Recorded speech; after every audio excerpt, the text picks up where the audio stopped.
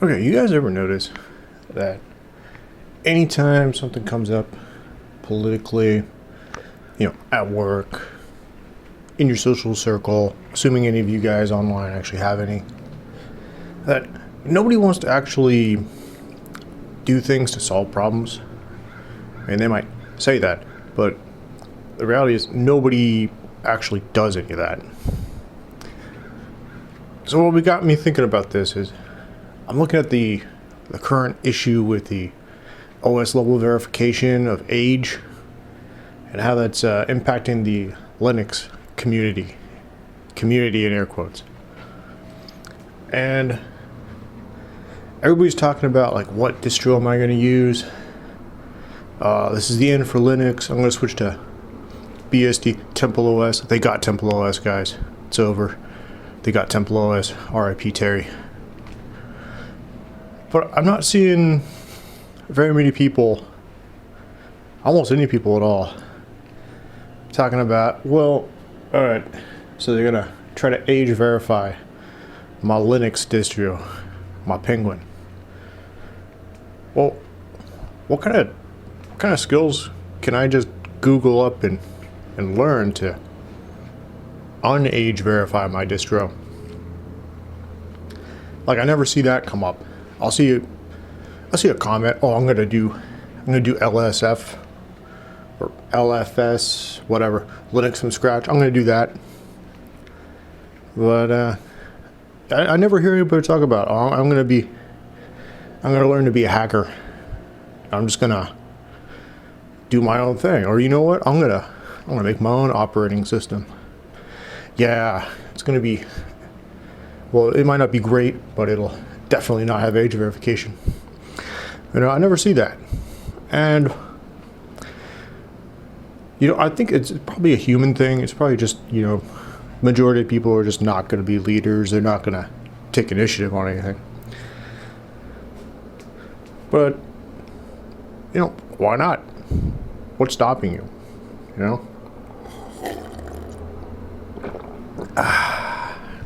What's stopping you from doing that? How come when issues arise in your life, and I'm talking to you personally, you in the individual viewer of this, you, not the group, you, why aren't you trying to do something to solve that problem in your own life? And let's say the age verification operating system thing is kind of trivial. Linux exists. The POSIX standard exists. You can always just build your own distro, Linux from scratch. You can always just do that. And then you can always just compile your own source code. You can do all those things. You can steal a package manager even, But you can do that. And let's say, they do it at the ISP level, right? Like, I'm actually surprised that's not the way they're going at it. You gotta hit up your ISP. But let's assume that's gonna happen. We'll be black-pilled for a second. The internet's over. It's done. We all China now. But how come I'm not seeing anybody looking at that like, okay, so I can't network with the homies anymore? Well, I'll make my own network. I'll do my own thing. LoRa exists. What is that? Low frequency radio. You got Meshtastic. Heck, you can already just go out. You can buy a lot of Raspberry Pi Zeros. You and your buddies. You and the homies. And you can make your own mesh network. It's like, what's stopping you? What's stopping you, huh? Well, I gotta learn a little bit. I gotta work an extra couple hours to afford some Raspberry Pis, maybe a Wi-Fi extender,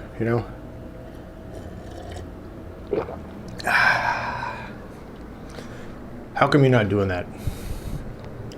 And just in general, the rest of your life, go out there, go make that YouTube channel you're gonna do. Go make the next internet. Go do something with the homies. And when you're thinking about blackpilling, when you're thinking about it's over, I want to give you a couple strats, a couple cheese strats for maybe how to not be blackpilled on anything. You got to hit them with the white pill, because it's white, it must be right. Huh? Anyway, you got to hit them with the white pill. Like, well, I got to make my own operating system. All right, I guess that's an opportunity for me to learn something. I can become ungovernable. The internet's dead. We have literal dead internet theory, and it's a huge privacy hassle to ever be online. We're gonna go full Stallman and download web pages to private networks, and we'll start doing our own thing. And I'm not gonna list where this is. You can find it. Until fairly recently, probably the last maybe 4 or 5 years, and this is probably still in effect. Cuba didn't really get internet, but they had a local, I'm going to say community-run intranet going through a lot of the country that supplied people with, streaming services, media, local websites, things from the outside world. And there's no government infrastructure for that. It was some hackers with some, maybe used Cisco equipment. They set up their own network. They administered it. It worked fine. They didn't need they didn't need all these ISPs and stuff. They just kind of made it work. Was it as fast as the backbone networks we have in the first world? No. Almost certainly not. Was it as fault tolerant? Almost certainly not. But it worked. And they could have blackpilled their way up and said, oh, we're never going to get the internet. It's not going to happen.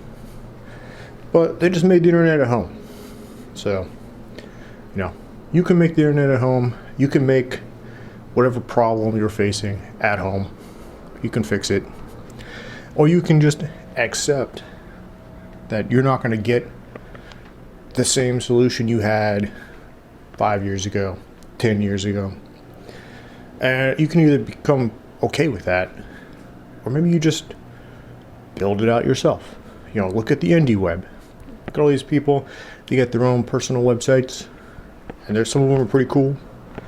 And they got stuff on there you're not going to find on Reddit, not going to find on Facebook, or any of these other large centralized sites, centralized platforms, if you would. And that can be you. Go do something. Go do something. Don't blackpill. Gotta be positive. Gotta be white pilled. And worst case scenario, you're just gonna find a new hobby. You're gonna find a new thing. You're gonna find a new way of living. We're not going through the apocalypse. I'm sorry. We're just going through a time where things are going to get different, which is all the time. So, anyway, peace out.